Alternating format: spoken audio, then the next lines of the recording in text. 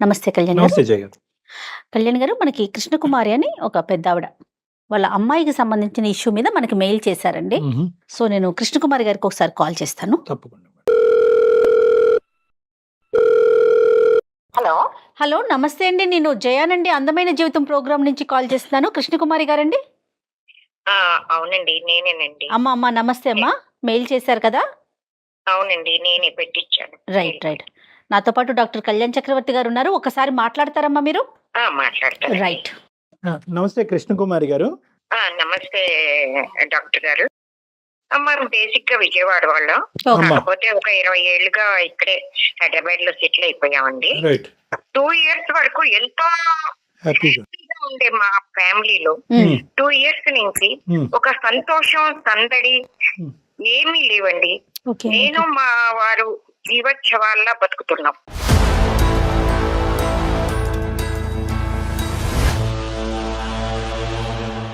సమస్య ఏంటమ్మా?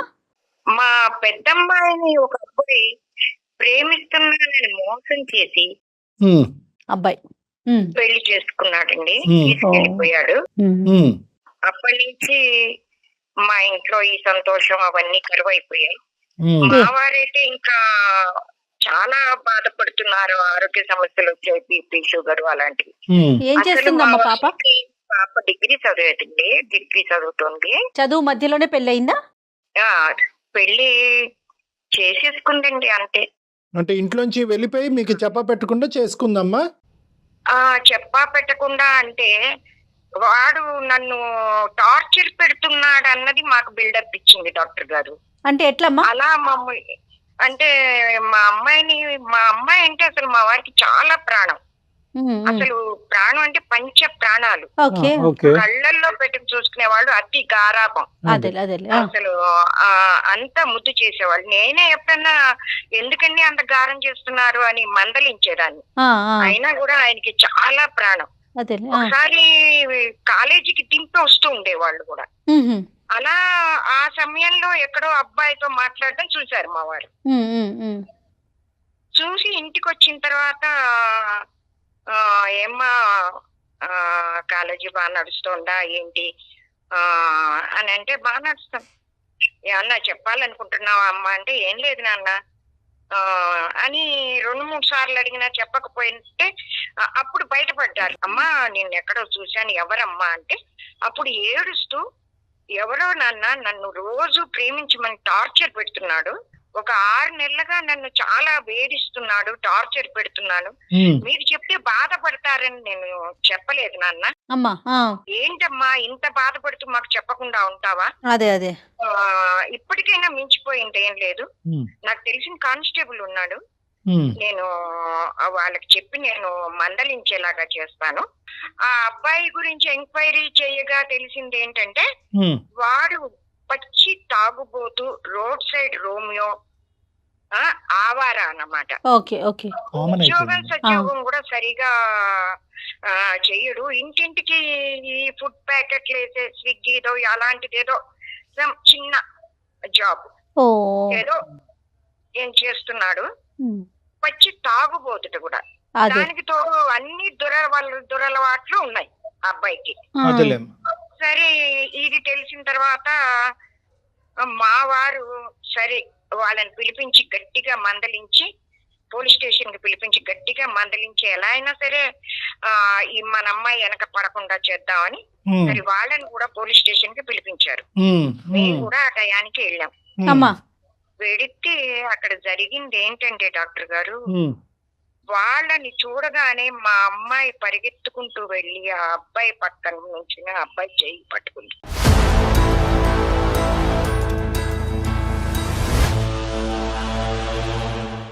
అసలు మాకు ఏం జరుగుతోంది, అసలు మీరు అమ్మాయిని రక్షించడానికి పోయి షాకింగ్ లో అసలు ఏం జరుగుతోందో అర్థం అవ్వలేదన్నమాట. మీరేమో ఆ అమ్మాయిని కాపాడటానికి వెళ్ళారు, ఆ అబ్బాయి చెంతం చేరింది. ఏంటమ్మా అంటే, నేను ఈ అబ్బాయినే ప్రేమించాను, నేను వీడినే చేసుకుంటాను.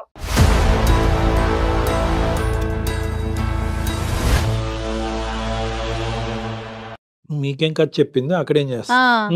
వాళ్ళు అసలు పోలీసులు అంతకంటే ఆశ్చర్యంలో ఉన్నారు. మరి అంతే కదా. అంతే కదా, మీరేం ఏంటమ్మా కంప్లైంట్ మీరు ఇచ్చారు? టార్చర్ పెడుతున్నారని కంప్లైంట్ ఇచ్చారు, ఇక్కడ జరిగేది ఏంటి? అక్కడ ఇంకా ఏం చెయ్యాలో తెలియక మా వారు కుప్ప కూలిపోయారు డాక్టర్ గారు.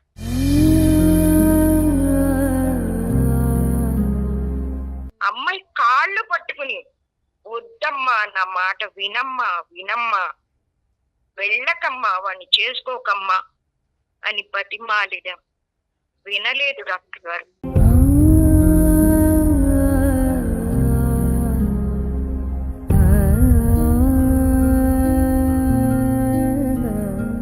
వెళ్ళిపోయి 2 సంవత్సరాలై.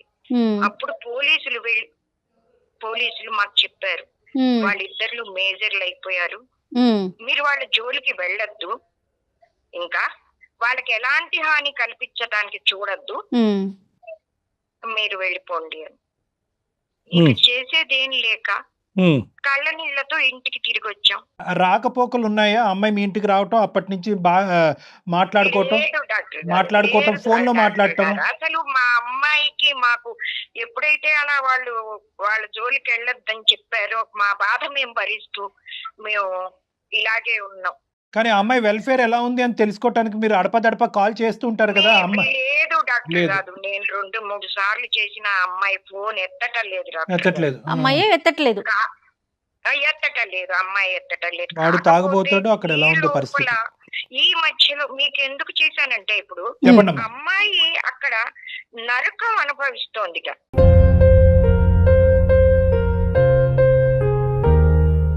అయ్యో, ఆ వార్త మాకు తెలిసింది, అప్పటి నుంచి తల్లడిల్లిపోతున్నాం.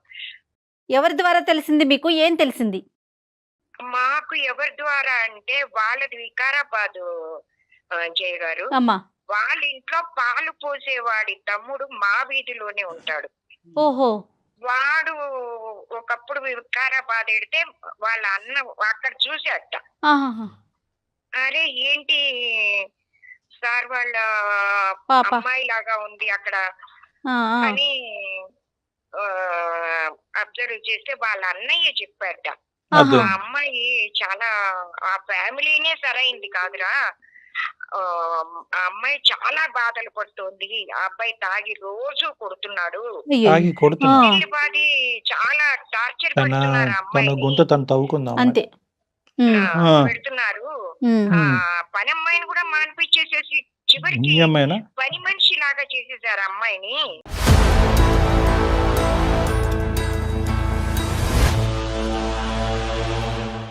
అమ్మాయి ఎక్కడో అక్కడ సుఖంగా ఉంటుంది, సంతోషంగా ప్రేమించిన వాడిని చేసుకుని అనుకున్నాం. Safety is important. 2 ఏళ్ల తర్వాత కానీ మాకు తెలియలేదు.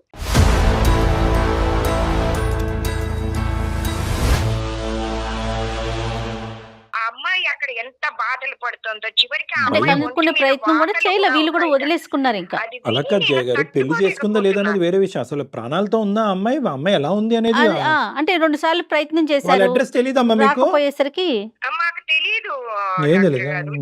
వీళ్ళు ఆ అమ్మాయి గురించి మా పాలవాడి తమ్ముడు ఫ్యామిలీ చెప్తే గానీ తెలీదు. సరే, ఇప్పుడు వికారాబాద్ లో ప్లేస్ లో అమ్మాయి ఉంది, ఎలాగైతేనే అమ్మాయిని కాంటాక్ట్ చేద్దామని ఫోన్ నెంబర్లు తీసుకుని ఫోన్ చేస్తే అమ్మాయి ఎత్తటం లేదు. డాక్టర్ గారు ఎలాగైనా మా అమ్మాయిని ఆ నరకం నుంచి విడిపించి మాకు మా పిల్లని మాకు దగ్గరికి చేర్చండి డాక్టర్ గారు.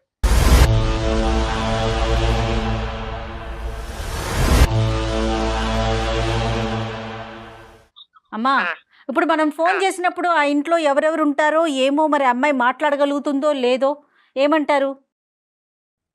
ప్రయత్నించి చూడండి జయ గారు. Sure sure. వీలుంటే ఎత్తుతుంది, లేకపోతే కట్ చేస్తుంది. ఓకే, ఒకసారి నెంబర్ చెప్తారా? పాప పేరు 996363.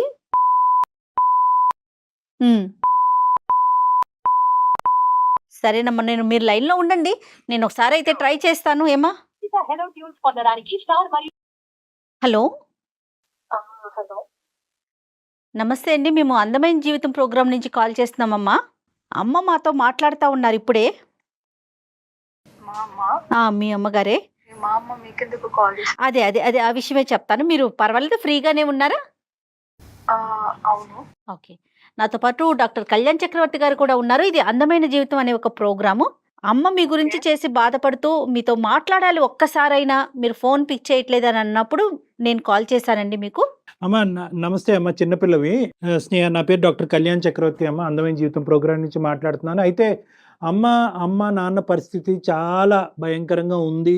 అది బహుశా నువ్వు ఈ పాటికే ఊహించుకుని ఉంటావు. ఎంత పంచప్రాణాలుగా నిన్ను ప్రేమించిన తర్వాత నువ్వు తీసుకున్నటువంటి స్టెప్ వల్ల వాళ్ళు కంప్లీట్గా చిన్నాభిన్నం అయిపోయారు. చాలా సందర్భాల్లో నీ యొక్క యోగక్షేమాలు ఎలా ఉన్నాయనేది తెలుసుకోవటం గురించి ప్రయత్నం కూడా జరిగిందంట. కానీ చాలా సందర్భాల్లో మీరు ఫోన్ ఎత్తట్లేదంట, అస్సలు ఎత్తలేదంట. అంటే నేనున్న కండిషన్స్ గురించి వాళ్ళకి నేను చెప్పదలుచుకోలేదు సార్. అందుకే నేను ఇప్పుడు నీ పరిస్థితి ఎలా ఉంది అనేటటువంటిది క్లియర్ కట్గా మాకు ఎవిడెన్స్తో పాటు మాకు వచ్చింది. ఓకే, సో ఇటువంటి పరిస్థితిలో అమ్మగారు మా చేయటంలో ఇప్పుడు అమ్మగారు యాక్చువల్గా బ్యాక్గ్రౌండ్లో ఉన్నారు. ఈ కాల్లోనే అమ్మగారు ఉన్నారు. కావాలంటే నువ్వు ఒకసారి అమ్మతో మాట్లాడమ్మా. స్నేహ, అమ్మా స్నేహ తల్లి, ఎలా ఉన్నావమ్మా? ఎన్ని రోజులైందమ్మా నీకు? చెప్పమ్మా. అమ్మా స్నేహ. ఉన్నానమ్మా, ఉన్నాను. ఎలా ఉన్నావమ్మా? ఎలా ఉన్నావు తల్లి? నాన్న ఎలా ఉన్నారు?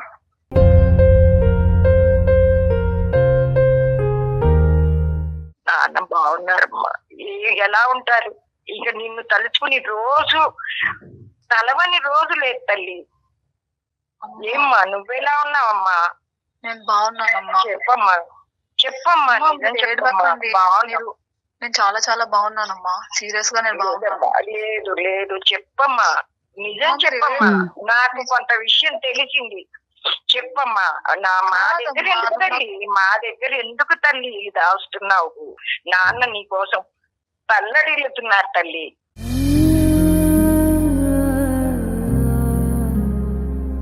ఈరోజు బాగున్నాను అనేటటువంటి మాటతో ఈ బంగారు అవకాశం పోగొట్టుకోవద్దమ్మా. ఎందుకంటే నీ టోను, నీ మాటలో నువ్వు ఎటువంటి వేదనకు లోనవుతున్నావు అనేది మాకు అర్థమవుతుంది. ఆ మాత్రం మేము అసెస్ చేయగలం. ప్లీజ్ కైండ్లీ ఓపెన్ అప్ అమ్మా, అదొకటే నేను రిక్వెస్ట్ చేస్తున్నాను. ఉన్నది ఉన్నట్టుగా చెప్పండి. ఈ అవకాశాన్ని తీసుకోండి. మేము ఏమైనా హెల్ప్ చేయగలిగంటే మా తరపున మేము హెల్ప్ చేస్తాం. అది నేను వాళ్ళని బాధ పెట్టింది చాలు సార్. ఇప్పటికే నేను చేయకూడదు చాలా పెద్ద వాళ్ళని బాధ పెట్టదలుచుకోలేదు. కరెక్టే, నీ పాయింట్ కరెక్టే. చాలా మంది ప్రేమించేటటువంటి ఆడపిల్లలు తల్లిదండ్రుల దగ్గర నుంచి దూరం వెళ్ళిన తర్వాత మొగుడు ఎంత క్షోభ పెట్టి ఎంత హింస పెట్టినా కూడా మళ్ళీ వెళ్ళి తల్లిదండ్రులకి ఇంకో సెకండ్ ట్రామా ఇవ్వకూడదు అనేటటువంటి ఉద్దేశంతో అదే నరకంలో ఉండిపోతారు. ఈ భాష నాకు అర్థమవుతుంది. కానీ ఈ రోజు ఆ బాధ కంటే కష్టపడ్డారు సార్. చిన్నప్పటి నుండి చాలా కష్టపడ్డారు. నేను ఇంకా కష్టపెట్టదలుచుకోలేదు. కాదమ్మా, ఇది వాళ్ళ బాధ్యతమ్మా.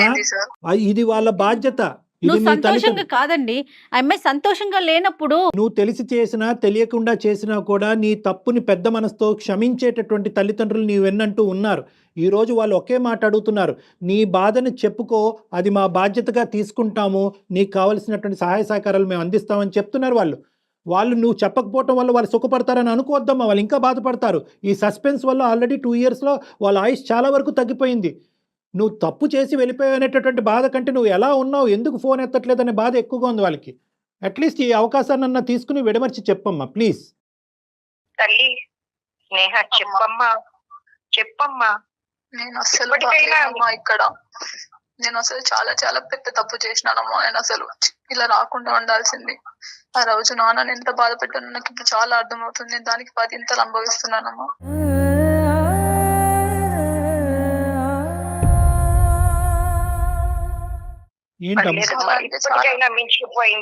ఇప్పటికైనా మించిపోయింది. అమ్మాయి అనుభవం చెప్పనివ్వండి ఒకసారి. ఏంటమ్మా స్నేహ? నన్ను ఒక ఖైదీ లాగా చూస్తున్నారు మ్యామ్ ఇక్కడ. నన్ను ఎట్లా అంటే అసలు తినడానికి ఫుడ్ కూడా సరిగా పెట్టారు, బయటికి వెళ్ళనివ్వరు. నన్ను ఒక జైల్లో వేసిన ఖైదీ లాగా చాలా నీచంగా చూస్తున్నారు మేడం. ఎంతమంది ఉంటారమ్మా? వాళ్ళు ఎంత మీరు మా అత్తయ్య, మామయ్య, మా వాళ్ళ ఏమంటారు ఆడపడుచు, వీళ్ళందరూ ఉంటారు మ్యామ్. ఈ అబ్బాయి ఏం చేస్తాడు? మీ హస్బెండ్ ఏం చేస్తున్నాడు? అంటే ఒక ఫుడ్ డెలివరీ దాంట్లో చేస్తాడు మ్యామ్. ఫుడ్ డెలివరీ బాయ్ గా పనిచేస్తున్నాడు. నువ్వేమైనా చేస్తున్నావు అమ్మా? సార్ నేను అసలు బయటికే వెళ్ళనివ్వట్లేదు. తాగుతాడా మహానుభావుడు? సార్ ఎప్పుడు తాగడు అని అడగాలి సార్. ఓహో, రివర్సా? Right, okay. ఇప్పుడు ఇంట్లో ఎవరు లేరమ్మా, మాట్లాడుతున్నావు మరి పర్వాలేదా? సార్ అందరూ యాదగిరిగుట్ట వెళ్ళారు మ్యామ్. Very good. తీసుకెళ్ళండి అని అడిగితే మా అదృష్టం బాగుంది. అవసరం లేదు అని చెప్పేసి నన్ను ఇంట్లో పెట్టి బయట నుంచి లాక్ వేసి వెళ్ళారు మ్యామ్.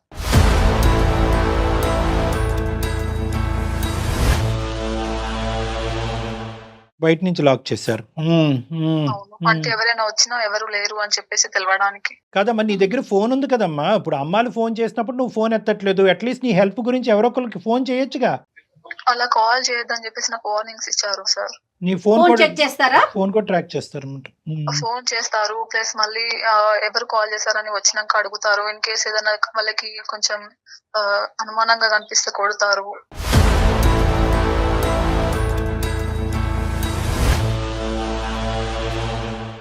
కొడతారు అంటే అందరూ మూకముడుగా కొడతారమ్మా? ఈ తాగిన ఈ గొప్పవాడే కొడతాడా? ఫస్ట్ అత్తయ్యనే ఉంటుంది సార్. బాబా.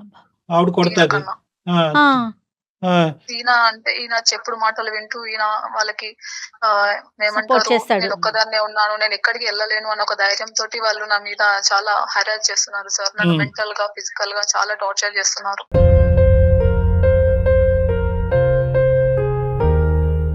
అయ్యో నా తల్లి.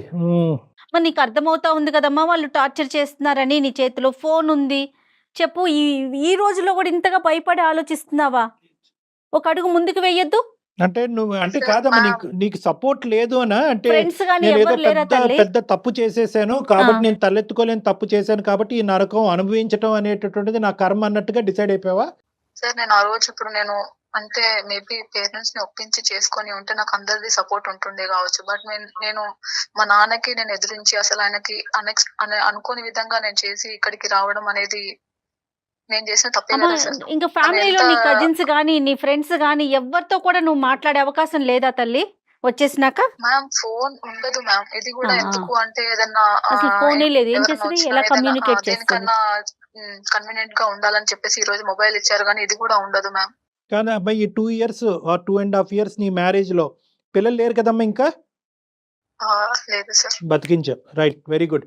కాదమ్మా, ఇప్పుడు బయట పడాలి అనేటటువంటి ఆలోచన నీకు ఎప్పుడు నీ రాలేదా? ఒపీనియన్ ఏంటి? అంటే ఇప్పుడు ఓకే, నువ్వు భయపడుతున్నావు, అమ్మ నాన్నకి చేయకూడదు, అంత ఫోన్ ట్రాక్ అవుతుంది, లేదంటే ఫోనే ఇవ్వట్లేదు అనేటటువంటి చెప్పినా కూడా నీ ఉద్దేశం ఏంటంటే ఈ 2 years లో ఎక్కడన్నా కొద్దిగైనా ఈ ఒక్క అంశం గురించి ఈ కుటుంబంలో కంటిన్యూ అవుదాం అనేది ఏమన్నా ఉందా? ఒక గొప్ప విషయం చెప్పుకోదగ్గ అనుకున్నాను సార్. విషయం? కాకపోతే అనుకున్నాను అంటే నాన్న పెంచింది అలా ఎట్లా అంటే మన కాళ్ళ మీద మనం నిలబడాలని పెంచాడు. కాకపోతే నేనేమనుకున్నానంటే ఇక్కడ నుంచి వెళ్ళిపోయి మేబీ పేరెంట్స్ తో కాకుండా, ఎందుకంటే ఇప్పుడు నేను బయటకు వచ్చిన సిచ్యువేషన్ లో ఈ టైంలో నేను నాన్న దగ్గరికి వెళ్తే చుట్టుపక్కల ఉన్న వాళ్ళని మళ్ళీ ఉన్నా లేని మాటలతో ఎత్తి పొడుస్తూ ఆయన ఇంకెంత బాధపడతారో అని చెప్పేసి ఆలోచనతోటి ఇక నేను very typical thought of a girl.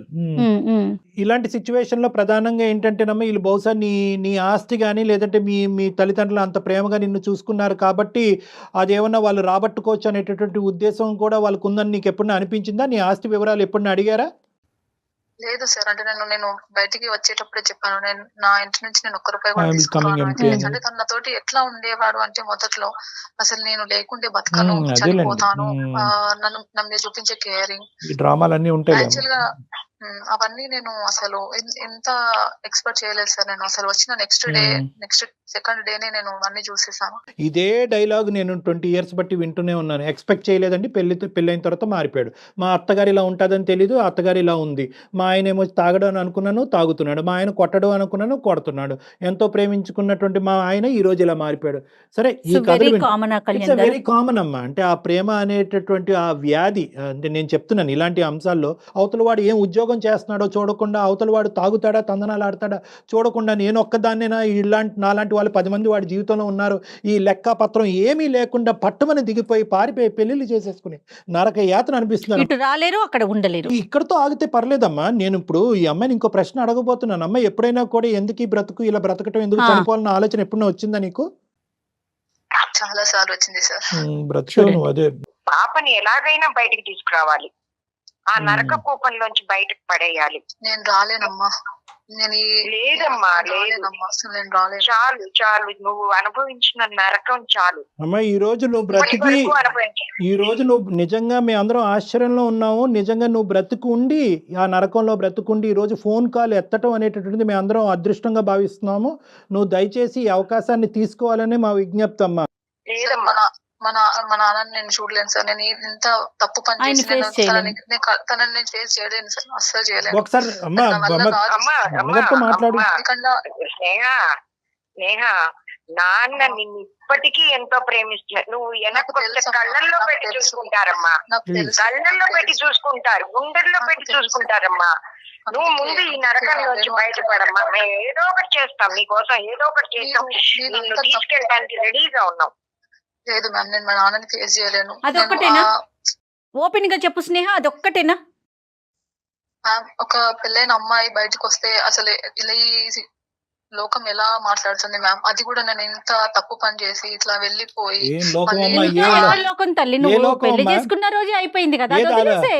ఆ లోకాన్ని నీ బయట ఉన్న తాళం కప్పని తీమను. అదే కదా. మీ ఇంటి బయట తాళం కప్పు వేశారు కదా, ఆ లోకాన్ని ఒకసారి ఆ కిటికీలోంచి అరిచి తాళం కప్పు బయట నుంచి వేసారు, తీమనండి అమ్మా. ఏం మాట్లాడుతున్నావు అమ్మా నువ్వు? ఇంకా ఈ రోజుల్లో కూడా ఎవరి జీవితం వాళ్ళది స్నేహ. ఇంకా కూడా 10 మంది ఏమనుకుంటారు, పక్కింటి వాళ్ళు ఏమనుకుంటారు, అది ఈ ఆలోచించదు. రోజు నీ coming- జీవితం నీ ఈ- జీవితం. ఈ రోజు కమింగ్ టు ద పాయింట్, ఈ రోజు మీ ఫాదర్ నీ పరిస్థితిని ఇలా తెలుసుకుంటే కనుక అతను తల్లడిల్లిపోతాడు, చనిపోతాడు అతను. అంతే. దయచేసి అర్థం చేసుకోండి. మీరు ఎవరికి ఈ రోజు హెల్ప్ చేయట్లేదు. మీ బాధను మీరు దిగమించుకోవటం వల్ల మీరు ఎవరికి న్యాయం చేయట్లే.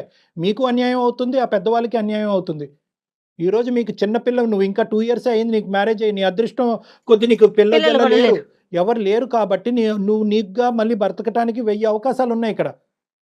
నువ్వు ఆ గుమ్మంలోంచి కాలు తీసి బయట అడుగు పెడితే కనుక మీకు మేము ఏమన్నా సహాయం చేయడానికి అవకాశం ఉంటుంది. నువ్వే మా హెల్ప్ వద్దు అంటే కనుక మీరు మేజర్స్ మేమేమీ చేయలేం. నాకు అంత ధైర్యం రావట్లేదు సార్. ఇక్కడ నుంచి వచ్చేంత ధైర్యం మేమున్నాం అమ్మా, రావట్లేదు. మీతో పాటు మేమున్నాం. We are there for you. అమ్మ నువ్వు మేజరు కథ తల్లి, పెళ్లి చేసుకున్నావు, చక్కగా ఒక 2 ఏళ్ళు ఉన్నావు, మంచో చెడో జరిగిపోయింది. ఇంకా ఇలాంటి విషయాలు కూడా ఇంకా ధైర్యం చేయలేకపోతాను, నువ్వేమైనా త్యాగం చేస్తున్నానని ఫీల్ అవుతున్నావేమో బహుశా. ఆ కాన్సెప్ట్ లో నుంచి అయితే బయటికి రా, అదే చెప్తున్నారు డాక్టర్ గారు. నువ్వు అక్కడే ఉండటం వల్ల నీ తల్లిదండ్రులకి ఏ విధమైన త్యాగము, వాళ్ళకి మంచి పేరు నువ్వు చేయట్లేదు. అమ్మ చెప్తుంది కదా, నిన్ను మీ నాన్నగారు మొత్తం మీ కుటుంబ సభ్యులు అందరూ కూడా మనస్ఫూర్తిగా నిన్ను క్షమించారు, నీ తప్పుని తీసి పక్కన పెట్టారు.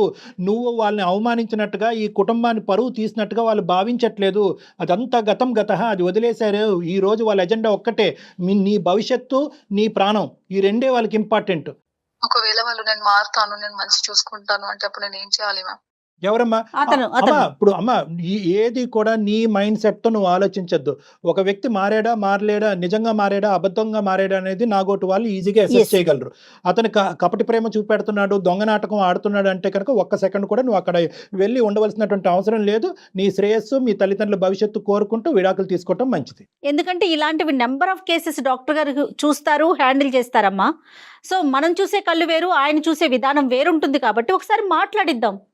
నీకు అతనే కావాలి, అతనితోనే ఉండాలి అనుకుంటే గనుక ఏదైనా మన దాకా వస్తేనే తెలుస్తుంది మ్యామ్. ఎస్, ఏదైనా నువ్వు ఒక స్టెప్ వేయాలి స్నేహ. స్నేహ నువ్వు ధైర్యంగా బయటకు వస్తానంటే మేము ఇక్కడి నుంచి ఏదో ఒకటి చేసి మేము తీసుకెళ్ళిపోతాం. మాకు నిన్ను సుఖంగా చూడాలన్నదే మా తాపత్రయం. మీ నాన్న ఏమీ అనరు. ఇప్పటికీ ఏ తప్పు చేసినా తల్లిదండ్రులు పట్టించుకోరమ్మా. అదే కదా నా బాధ కూడా. మీరు ఒకవేళ నన్ను అన్ని తిట్టి ఒక దెబ్బ వేస్తే నేను ఫీల్ అవుతాను. ఓకే, నేను చేసిన పనిష్మెంట్ కి ఒక మాట అన్నారని వాళ్ళు తీసేసిరని చెప్పేసి నేను ఒక హ్యాపీగా ఫీల్ అవుతా. కాకపోతే మీరు నన్ను ఏమనరనే కదా నా బాధ. అంత ప్రేమగా పెంచి ఇట్లా చేసి ఎక్కడన్నా సుఖంగా ఉన్నారంటే సంతోషం. అదే కదా, ఇంత బాధపడుతూ ఉంటే మేము ఎలా సుఖంగా ఉండగలం తల్లి? నిన్ను తలుచుకుని ఏడవమంటావా? కృష్ణకుమార్ గారు తన బయట పట్టడానికే నిర్ణయించుకుంది. ఏ విధంగా తన బయట పడుతుందన్న మనది ఇక్కడ ఆలోచన. అమ్మాయి వీళ్ళు యాదగిరి గుట్ట నుంచి ఎప్పుడు వస్తున్నారు అమ్మాయి వెనక్కి? సార్ చెప్పలేదు సార్ నాతో. సరే, బహుశా ఉంటారా, ఈ రోజు వచ్చేస్తారంటారా? వస్తారు మేడం, సాయంత్రం వరకు వస్తారు. అమ్మ ఇక్కడ 2 దారులు ఉన్నాయమ్మా. ఒకటి ఏంటంటే నువ్వు డైరెక్ట్ గా 100 పోలీస్కి ఫోన్ చేయొచ్చు. పోలీస్కి ఫోన్ చేసి ఇలా బయట నుంచి నన్ను లాక్ చేసి బంధించి నాకు నన్ను I want get out of this place అనేటటువంటి విధంగా నువ్వు పోలీసులతో డైరెక్ట్ గా మాట్లాడచ్చు. First things first. లేదు, నన్ను అంత అగ్రెసివ్ స్టెప్ తీసుకోవాలన్న ఆలోచన నాకు లేదు, పోలీసుల వరకు వెళ్ళటం ఇష్టం లేదు, ఫస్ట్ నేను నా పుట్టింటికి వెళ్తాననే ఆలోచన ఉంటే కనుక ఈ క్షణమే మీ అమ్మ నాన్న అక్కడికి వస్తారు. వాళ్ళు ఎప్పుడైతే కనుక వస్తారో వెంటనే నిన్ను తీసుకుని వెంటనే ఇంటికి వస్తారు. లొకేషన్ షేర్ చేశారనుకోండి, ఇమీడియట్ గా పేరెంట్స్ వచ్చేస్తారమ్మా. ఓకే మ్యామ్, నేను సెకండ్ స్టెప్ తీసుకుంటాను, నేను ఫస్ట్ స్టెప్ తీసుకోలేను. Okay right. Okay okay okay అందు గురించే ఓకే నేను కూడా లెస్ సటిల్ సొల్యూషన్ కింద అది చెప్తున్నానమ్మా. అమ్మ నాన్న వీలుంటే కనుక మీ పెద్దనాన్నలు మీ మామయ్యలు ఎస్ ఎవరైనా ఎస్ ఉంటే కనుక వీళ్ళందరితో పాటు వస్తారు, నిన్ను ఇక్కడి నుంచి తీసుకుని వెళ్తారు. ఇక్కడికి వచ్చి వాళ్ళు అక్కడికి వచ్చిన తర్వాత దయచేసి మళ్ళీ ప్లేట్ ఫిరాయించద్దు. ఎందుకంటే ఆ 2 years పాటు ఆ సార్ ఆ లేదు 2 సార్. years పాటు ఆ నరకంలో ఉండటం వల్ల ఆ వాళ్ళ యొక్క ఇన్ఫ్లుయెన్స్ నీ మీద చాలా ఉంటుంది. ఒక కనుచూపుతోనే నిన్ను మారుస్తారు, ఒక మాటతోనే నిన్ను మారుస్తారు, బ్లాక్మెయిల్తో నీ మాట మారుస్తారు. నువ్వు వాళ్ళతో వెళ్తే కనుక నీ జీవితం ఇక్కడితో ఎండ్ అవుతుంది, నువ్వు వాళ్ళతో వెళ్తే కనుక ఇంక ఇదే పెటాకులు ఇదే విడాకులు అనేటటువంటి విధంగా బ్లాక్మెయిల్తో మాట్లాడతారు. దయచేసి ఆ మాటలు బుట్టలో పడద్దు. ఎందుకంటే ఇప్పుడు వరకు నువ్వు నరకం అనిపించే, ఇప్పుడు నీ జీవితం బాగుపడటానికి మీ తల్లిదండ్రులు అక్కడికి వస్తున్నారు, అది గుర్తుపెట్టుకో. స్ట్రాంగ్ గా ఉండాలి స్నేహ, ఓకేనా? లేదు, నేను వచ్చేస్తాను మేడం, నా వల్ల కాదు. రైట్ అమ్మా. ఉండు నేను ఇక్కడ. అమ్మా కృష్ణకుమారి గారు ఆ, ఇమీడియట్ గా చెప్పండి. పాప లొకేషన్ షేర్ చేస్తుంది, మీరు ఇంటికి తీసుకెళ్ళండి. ఆ ఆ, తర్వాత మనం ఎఫ్ఐఆర్ ఫైల్ చేయటమా ఏం చేద్దాం అనేది డాక్టర్ గారు విడిగా మీతో మళ్ళీ వాళ్ళ మాట్లాడతారు. రెస్పాన్స్ బట్టి నెక్స్ట్ స్టెప్ ఆలోచిద్దామా. ఓకే, ఫస్ట్ ఆఫ్ ఆల్ వాళ్ళ రెస్పాన్స్ బట్టి ఆలోచిద్దాం. The first and foremost step ఏంటంటే మీ అమ్మాయిని అక్కడి నుంచి విడుదల చేయాలి. మీరు మీ దగ్గర తీసుకెళ్లి మీ సంరక్షణలో పెట్టుకోవాలి. Immediate step. Okay okay. తర్వాత ఫస్ట్ స్టెప్ అయితే అమ్మాయిని మా ఇంటికి ఆ, తీసుకెళ్తాం. మీకు అంతేనండి. ఏమైనా తర్వాత ఏం చేయాలనేది ఆ ఆలోచించాం. తర్వాత ఆలోచించండి. మీకు ఏమైనా డౌట్ ఉంటే కనుక మా సహాయం తీసుకోండి. I tell you. ఓకే అండి, ఓకే, ఓకే నమస్కారం. నమస్తే. ఓకే అమ్మా, ఓకే స్నేహ, ధైర్యంగా ఉండు. నమస్తే. All the best Sneha. Thank you so much okay అమ్మా. ఆల్ ద బెస్ట్ నాన్న. సార్. అండ్ జయ జాగ్రత్తగా ఉండమ్మా. అట్లాగేనమ్మా చాలా అట్లాగే. ఉంటానమ్మా. ఓకే జయ. ఓకే అమ్మా, థ్యాంక్ యూ అమ్మా. ఓకేనమ్మా. Sir. Yeah sir, thank you so wish much all the sir. Best Sneha. All the best. నమస్తే. ఓకే మ్యామ్, రైట్ మా. Thank you, bye. Okay bye bye. Right అండి, నమస్తే. Thank you.